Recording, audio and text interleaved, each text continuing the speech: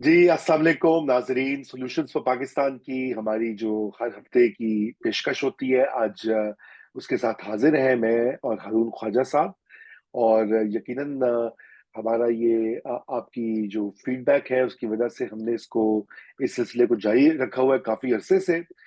लेकिन अब हम ये कोशिश कर रहे हैं कि इसको हम हर हफ्ते की बजाय फोर्टनाइटली या 2 हफ्तों के बाद ये आपको पेश करें, ताकि हम और तहकीक और मौजूआत लेकर आए।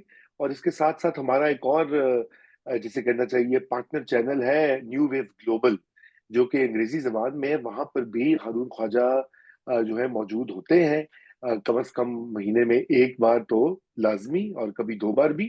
तो आप उसको भी चेक कीजिएगा, लिंक हमने डिस्क्रिप्शन में डाल दिया है, उसको देखिएगा।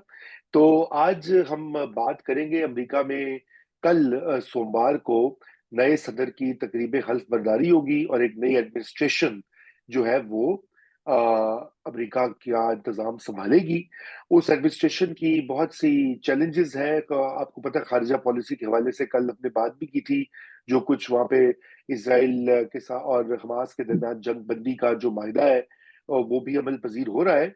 लेकिन ज्यादा अमेरिका के अंदर एक बहुत बड़ा इनिशिएटिव जो है वो ट्रम्प ने पहले ही स्टार्ट कर दिया था। वो डिपार्टमेंट ऑफ गवर्नमेंट एफिशिएंसी या डॉज जिसे कहा जाता है, वो बनाया, जिसमें इलॉन मस्क और दीगर लोग शामिल हैं, जो कि कॉस्ट कट कर रहे हैं अमेरिकी हुकूमत की, ताकि वो डेफिसिट पे काबू पाया जा सके।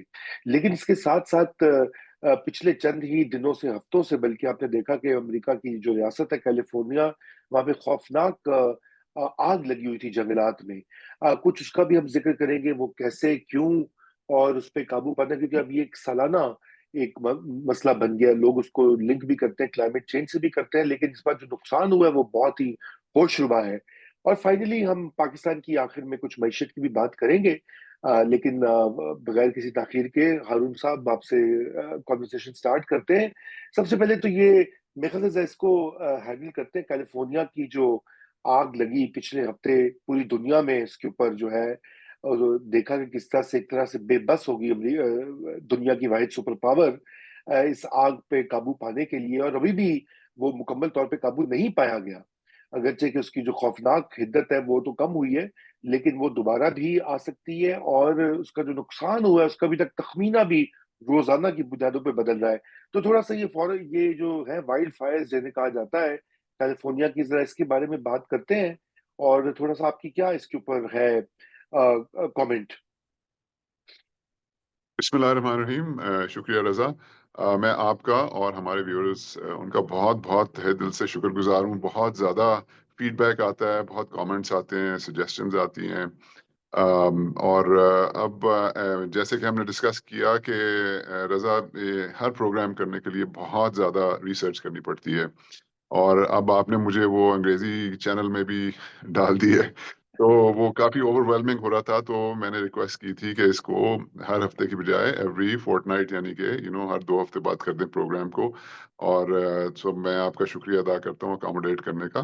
एंड वो मैं आपसे कमिटमेंट कर चुका हूँ कि कम से कम एक अंग्रेज़ी का भी कर दिया करूँगा इंशाल्लाह ताला। सो हमारा गोल है कि हम क्वालिटी इंफॉर्मेशन, क्वालिटी रिसर्च लोगों तक पहुंचाए। उसके लिए थोड़ा टाइम जो है उसकी भी मेरे पास कमी थी। So I appreciate and I thank you for accommodating. अच्छा, कैलिफोर्निया फायर्स, इसका थोड़ा सा आपको पर्सपेक्टिव दूं। इस वक्त तक 12,401 घर कैलिफोर्निया, सदर्न कैलिफोर्निया में जल चुके हैं। 2 लाख लोग जो हैं वो डिस्प्लेस हो चुके हैं। 27 लोग अपनी जान से जा चुके हैं। ये आज तक के नंबर्स हैं, जनवरी 19 के। अच्छा, इसको समझने के लिए जरूरी है कि हम जरा थोड़ा सा फोकस करें कि अमेरिका जो है उसमें जो फॉरेस्ट है, जंगल, वो 36% है। 1/3 से ज्यादा जो है अमेरिका वो जी। जंगल है, जो कि जी। बनता है 820 मिलियन एकड़, राइट। 820 million acres. अब आपको थोड़ा अंदाजा हो तो मैं आपको पाकिस्तान का बताता हूँ। अमेरिका का 36% जंगल है, पाकिस्तान का 5% है। जी हाँ। जी हाँ। और वो 40,000 एकड़ हर साल कम होता है यार। और पाकिस्तान, अमेरिका के 820 मिलियन एकड़ है, पाकिस्तान के सिर्फ 11 मिलियन एकड़ है। तो राइट। इसलिए ये जो रिस्क है इसको पाकिस्तान में समझने के लिए थोड़ी इन्फॉर्मेशन की जरूरत है। लोग समझते नहीं है कि ये क्यों हो रहा है।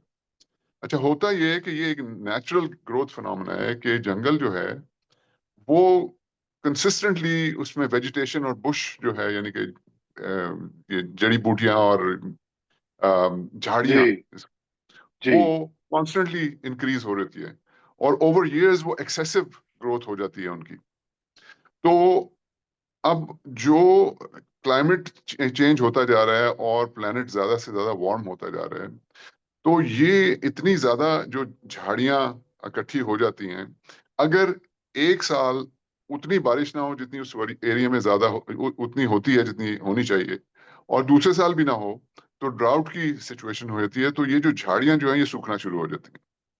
राइट। और इतने हाई टेम्परेचर के ऊपर फिर या तो टेम्परेचर खुद, या फिर या कोई पिकनिक करने आए हुए लोग, उन्होंने को आग शाग जलाई कुछ गर्म करने के लिए, या किसी ने सिगरेट फेंक दिया, कुछ भी जरा सी चीज जो है वो आग लगा देती है। जैसे ही आग लगती है इन झाड़ियों की के अंदर, तो ये भड़कना शुरू हो जाती है। उसके बाद इससे जो शोले निकलते हैं, वो हवा इतनी तेज चलती है कि जो शोले जो है वो उड़ उड़ के जो है वो दूर दूर तक जाते हैं और बाकी वेजिटेशन को भी अपनी लपेट में ले लेते हैं। तो वो आपने तस्वीरों में और वीडियोस सोशल मीडिया पे उस पर देखा होगा कि किस तरह से फैल रही है। तो ये फिनोमेना है। अब right. US forest service, United states की फॉरेस्ट सर्विस, इसको कोशिश करती है ट्रीट करने की। वो भी मैं आपको बड़ी इंटरेस्टिंग बात बताऊं कि वो करते ये हैं कि वो ये एक डिपार्टमेंट जो है ये उन झाड़ियों को और उन दरख्तों को जो कि प्रोन होते हैं आग लगने के, उनको काट के उनको इकट्ठा करते हैं एक जगह पे जंगल के अंदर, और फिर उसको एक साल के लिए वहीं पे रहने देते हैं। एक साल बाद आके वो उसके गिर्द प्रोटेक्टिव लेयर डाल के उसको आग लगा देते हैं। ये इनका तरीका है। तो उससे होता है कि वो जितना जंगल उन्होंने क्लियर किया होता है वो 10 5 10 साल के लिए वो सेफ हो जाते हैं। लेकिन आप राइट। इमेजिन करें 820 मिलियन एकर्स को ट्रीट करना, वो पॉसिबल नहीं है। उसके लिए आपको लाखों लोग चाहिए और billions and trillions of dollars चाहिए और टाइम चाहिए। तो कोशिश तो वो करते हैं लेकिन पॉसिबल नहीं होता। Finally Raza, the most important part, how nature is playing with the economy of the United States and the world, ये शुरू हो गया है कि जो इंश्योरेंस है, होम इंश्योरेंस, इंश्योरेंस कंपनीज ने ऐसी जगह जहां पे ये क्लाइमेटिक चेंज की वजह से रिस्क आ गया है, वाइल्ड फायर्स का रिस्क हो गया, हरिकेन्स का रिस्क हो गया, टोर्नेडोज, वहां पे घरों की इंश्योरेंस करना बंद कर दी है। अब मसला ये है कि जब राइट। घर की इंश्योरेंस नहीं होती तो उसकी मॉर्गेज नहीं हो सकती, उस पर लोन नहीं मिल हाँ। सकता। अब जब तक मॉर्गेज नहीं होगी तो अमेरिका में ज्यादातर लोग मॉर्गेज के बगैर घर नहीं खरीद सकते। और क्या राइट। होता है कि एक तो घरों की ओनरशिप कम होना शुरू हो गई है, और फिर ये इसका कैस्केडिंग इफेक्ट ये है कि वो जो घर इंश्योर नहीं हो सकता उसकी वैल्यू जो है वो नीचे गिरना शुरू हो जाती है। जब घर की वैल्यू हम्म। नीचे गिरती है रजा, तो प्रॉपर्टी टैक्सेस इकट्ठे होना कम हो जाते हैं। जी जब हाँ। टैक्सेस कम होते हैं तो फिर स्कूलों के लिए पैसा, पुलिस के लिए पैसा, ये जितनी भी आपकी बेसिक सर्विस है उसके लिए पैसा कम हो जाता है। तो ये बहुत बड़ा प्रॉब्लम जो है, ये आप मेजर डिसरप्शन जो है, इट इज इन दी ऑफिंग रजा, कि ये चीज जो है, ये जो climatic changes and specially wild Fyers, hurricanes and tornadoes, ये एक बहुत बड़ी इकोनॉमिक प्रॉब्लम बनने का पोटेंशियल रखते हैं। So that is where we heading. Final comment, 2018 से अब तक 20 लाख घरों की इंश्योरेंस अमेरिका में ड्रॉप हो चुकी है। इंश्योरेंस कंपनीज उसको इंश्योर नहीं करें। जी, तो इसका मतलब है कि जो बहुत बड़ी इंडस्ट्री है इंश्योरेंस वाली, इसका ये मतलब हुआ कि फिर ये this is also going to be affected. और जाहिर बात है, अब अमेरिका की इकोनॉमी तो चलती इन सेक्टर्स के ऊपर है। और यकीनन अब ये मरहला आ गया। लेकिन अब एक जो बहुत बड़ा इशू है हारून साहब, वो ये है कि क्लाइमेट चेंज का जो एजेंडा है वो भी सफर होगा, क्योंकि ट्रम्प साहब तो उसमें यकीन ही नहीं करते। खैर, पहले बाइडन भी ने भी कोई खास उसके ऊपर शो नहीं किया किसी किस्म की अर्जेंसी वगैरह। लेकिन यहाँ तो मामला उल्टा है। बहरहाल देखते हैं। ये एक ऐसा मसला है कि मेरे ख्याल से शायद ट्रम्प को किसी पॉइंट के ऊपर अपनी पॉलिसी को रिवाइज करना पड़ेगा। लेकिन अब ट्रम्प की बात ही हो रही है, तो जरा डिपार्टमेंट ऑफ गवर्नमेंट एफिशिएंसी, या जो एक ट्रम्प ने बनाई है एक कमेटी, ग्रुप ऑफ पीपल, जो कि इस वक्त अमरीकी गवर्नमेंट का जो खर्चा है उसको कम करने की तैयारी कर रहे हैं, जरा वो उसकी क्या प्रोग्रेस है। मैंने आपसे जानते भी हैं और फिर देखते हैं कि वो क्या रेलेवेंट मॉडल है। उस पर बड़ी तनकीद भी हुई है, खैर बहुत से लोग उसको सपोर्ट भी कर रहे हैं।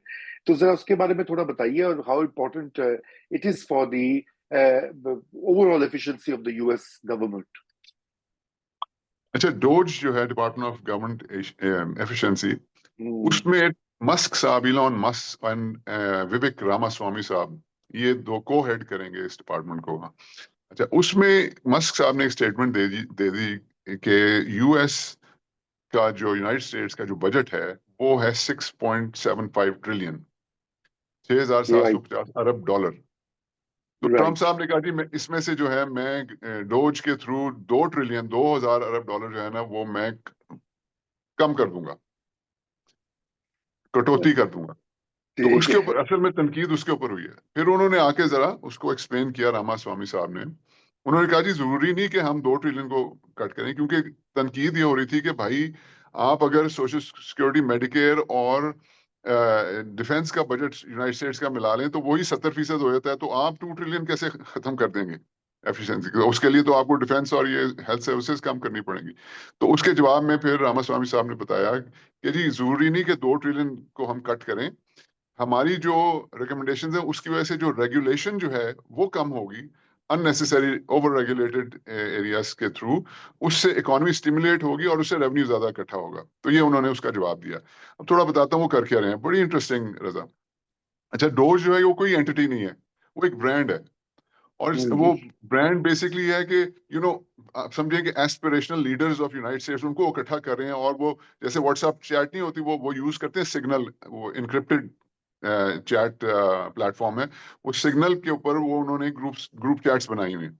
अच्छा, इसकी कोई पावर खुद नहीं है, लेकिन ये रिकमेंड करेगा कांग्रेस को। पावर तो सारी अमेरिका में कांग्रेस के पास है, तो रिकमेंडेशंस उनको देगा। अच्छा, मस्त साहब जो है वो सिलिकॉन वैली वालों के पास गए और उनको कहा जी, मेरी हेल्प करें कि ये जो है ना अनऑफिशियल पोजीशंस है फेडरल गवर्नमेंट की, इसके लिए मुझे बेस्ट से बेस्ट जो है बंदे वो चूज करके दें। अच्छा, ये लोग जिनको वो चूज कर रहे हैं वो अनपेड होंगे, और उनमें आप मतलब बिलियनर्स भी हैं, टेक एग्जेक्टिव्स भी हैं, हेल्थ केयर के, legal, engineers, entrepreneurs, management experts, investment, you name it, हर तरह के लोग आ रहे हैं, लेकिन top of the line, best of the best.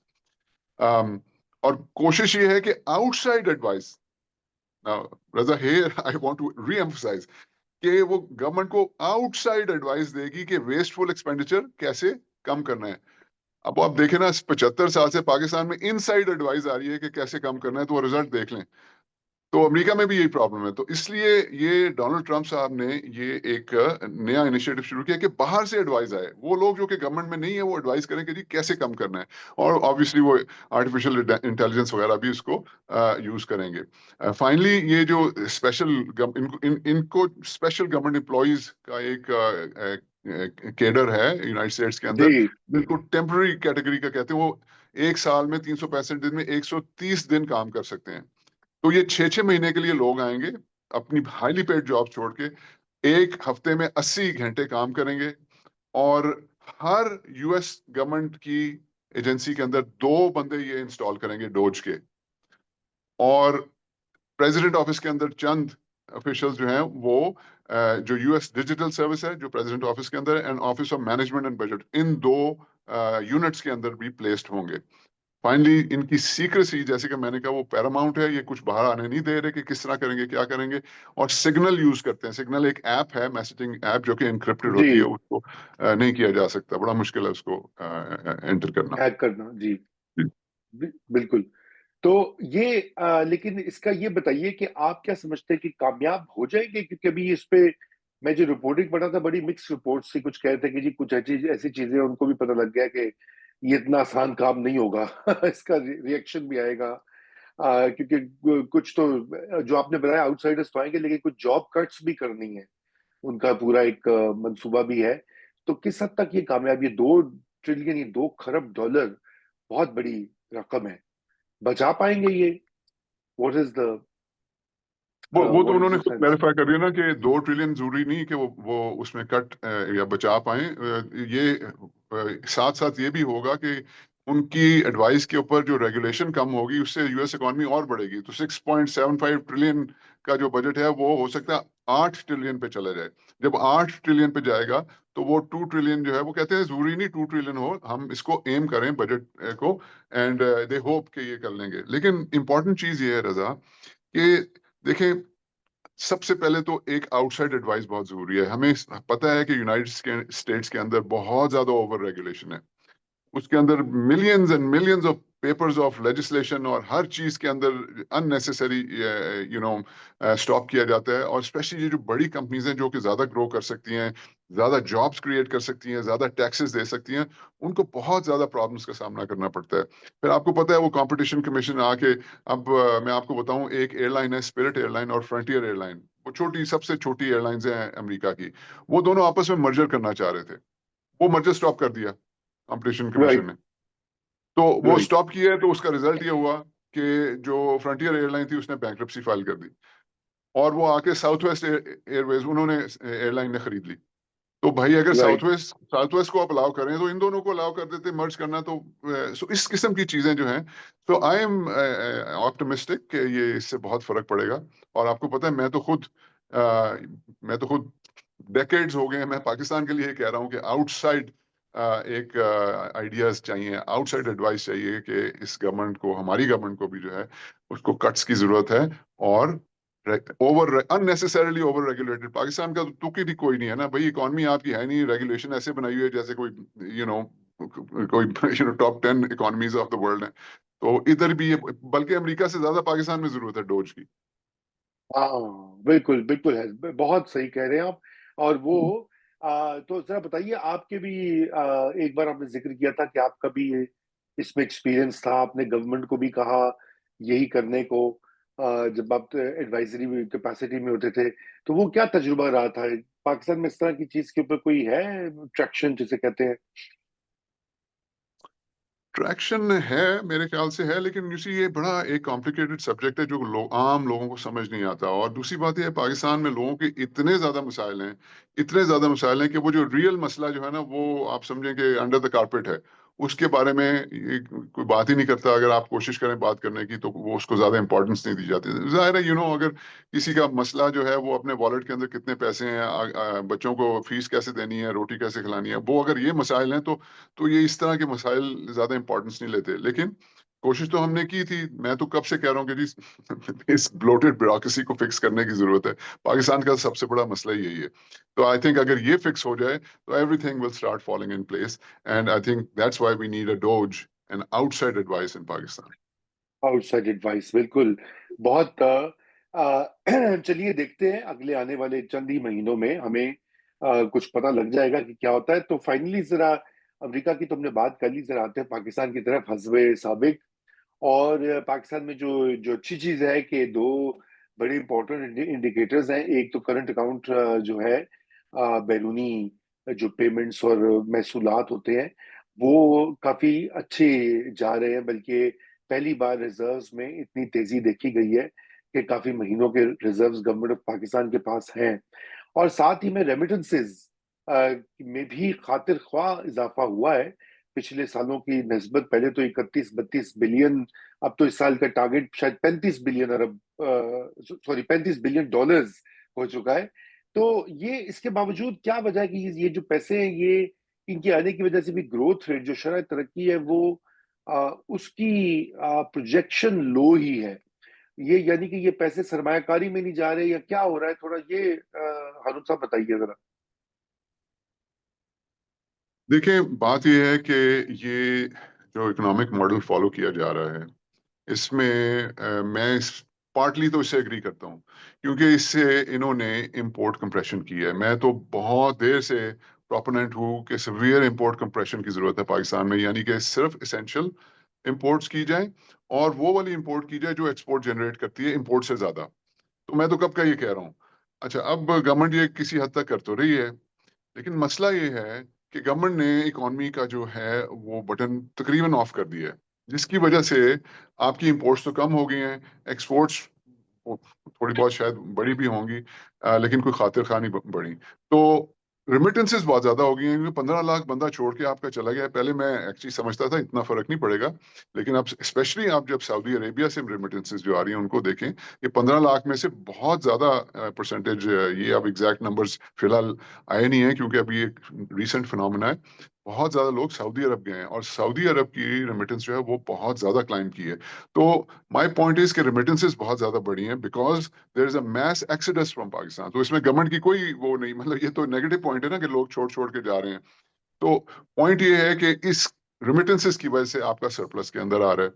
दूसरी तरफ आपने इकॉनमी जो है उसका उसकी गैस तकरीबन बंद कर दी है। हम्म। उससे आपको फायदा हो रहा है, इंपोर्ट कम हो रही है, तो राइट। सरप्लस में तो आ गया है, रेमिटेंसेस तो बढ़ गई हैं।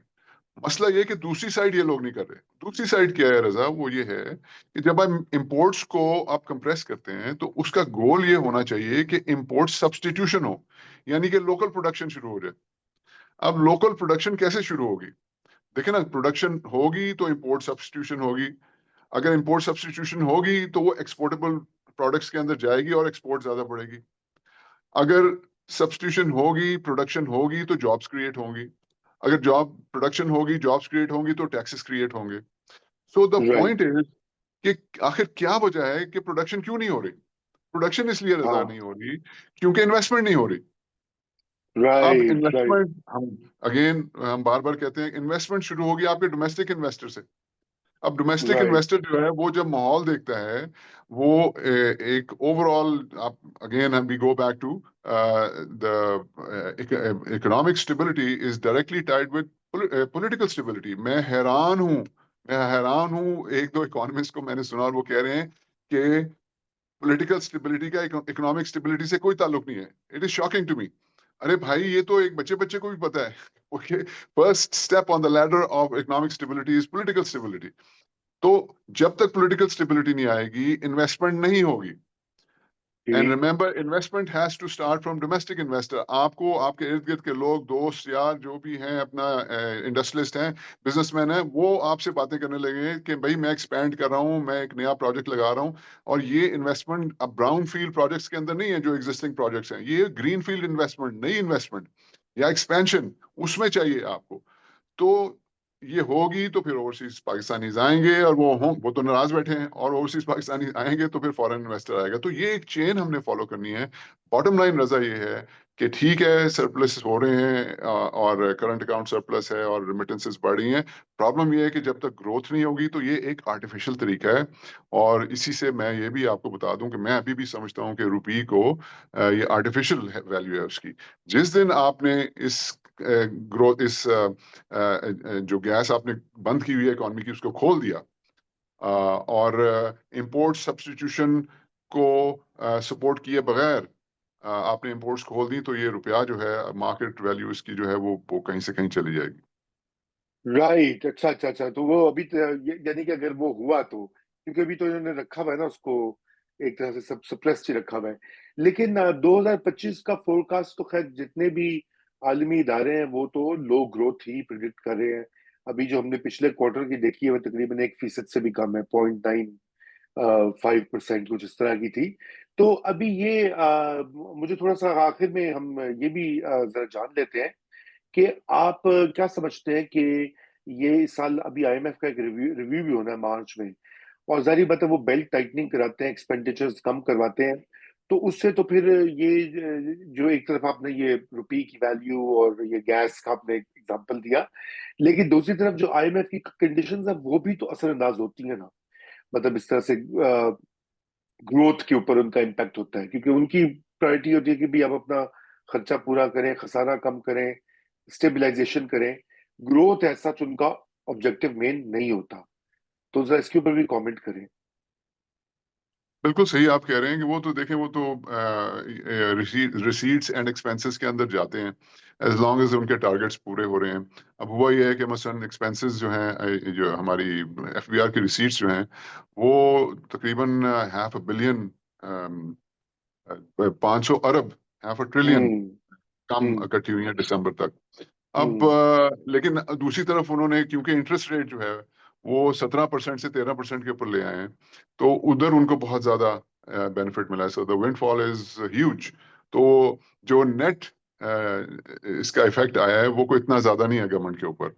एंड आई थिंक इसके साथ साथ फोकस किया जा रहा है एग्रीकल्चर टैक्स के ऊपर, जो कि प्रोविंसेस राइट। वगैरह इकट्ठा करेंगे। I think that is the key. And I think Punjab से सबसे ज्यादा इकट्ठा होना था, वो तो कुछ कुछ ना कुछ कोशिश करते हुए, या कम से कम दिखाने के लिए तो कर रहे हैं कोशिश। प्रॉब्लम केपी में तो कोई खास पोटेंशियल नहीं है, वो भी कह रहे हैं कि जी हम कैबिनेट से अप्रूव करा देंगे। प्रॉब्लम जो है सिंध की और बलोचिस्तान की है, उन्होंने शायद कुछ भी नहीं अभी तक किया है। तो मेरे ख्याल से तो आईएमएफ का जो है उसको वो हैंडल कर लेंगे। ये जो हमारे फाइनेंस मिनिस्टर हैं, ये बेसिकली उनका काम ही यही है मेन, कि आईएमएफ को आपने हैंडल करना है। बाकी जो पॉलिसी है वो मैंने जैसे आपको बताया कि इससे काम नहीं चलेगा। आपकी 3% ग्रोथ प्रोजेक्शन हो रही है, जो कि ये आईएमएफ वर्ल्ड बैंक प्रिडिक्ट कर रहे हैं। आपकी पॉपुलेशन, अगर आपके अपने नंबर मान लिए जाएं, तो 2.5% आपकी पॉपुलेशन ग्रोथ है, जबकि मैं समझता हूँ 3% से ऊपर है। अगर वो भी मान लें, 30 लाख जो है नौजवान, वो जॉब मार्केट में ऐड हो रहा है। आपको कम से कम 8% की ग्रोथ चाहिए। आप 3% प्लान करके बैठे हुए हैं, तो इस तरह से तो we are heading towards social issues उसमें आ जाएंगे। केओस, बिल्कुल Yeah. केओस खुदा ना खास्ता हो सकता है। बिल्कुल आपने ये 8% ग्रोथ रेट की बात की है, और यही हमारी कोशिश होती है नाजरीन कि हम इस प्रोग्राम में आपको ये बताएं कि किस तरह से वो मुमकिन है और क्या उसमें चैलेंजेस हैं। बहरहाल हारून साहब, आज के लिए मेरे ख्याल से इजाजत लेते हैं नाजरीन से भी। नाजरीन, आपसे अब मुलाकात होगी इसी प्लेटफॉर्म से 2 फरवरी को, संडे के दिन। और तब तक अपना ख्याल कीजिए और स्टे ट्यून्ड। खुदा हाफिज।